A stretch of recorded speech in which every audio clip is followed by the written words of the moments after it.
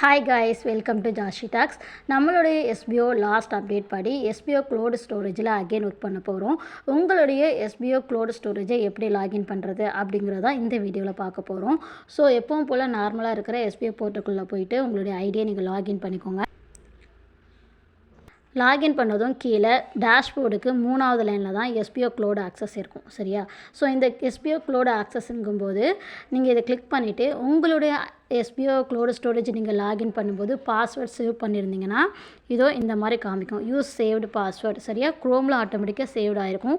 So அதை மறுபடியும் நீங்கள் கிளிக் பண்ணிங்க அப்படின்னா உங்களுடைய க்ளோடு ஸ்டோரேஜ் வந்து ஓப்பன் ஆயிரும்.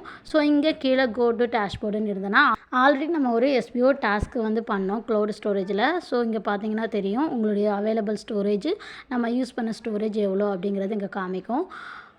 அண்ட் இன்னொரு விஷயம் என்ன அப்படின்னா, இது இன்னொரு டேபாக தான் ஓப்பன் ஆகும். அதாவது நம்மளுடைய நார்மல் ஐடி வந்து போர்ட்டல் ஐடி ஒரு டேபாகவும், நீங்கள் எஸ்பிஓ லாகின் க்ளோடு ஸ்டோரேஜ் கொடுக்கும்போது இன்னொரு டேபாக தான் ஓப்பன் ஆகும். ஸோ கன்ஃபியூஸ் பண்ணிக்காதீங்க. உங்களுடைய ஒர்க்கு முடிஞ்சதும் இங்கேயும் லாக் அவுட் பண்ணிடுங்க.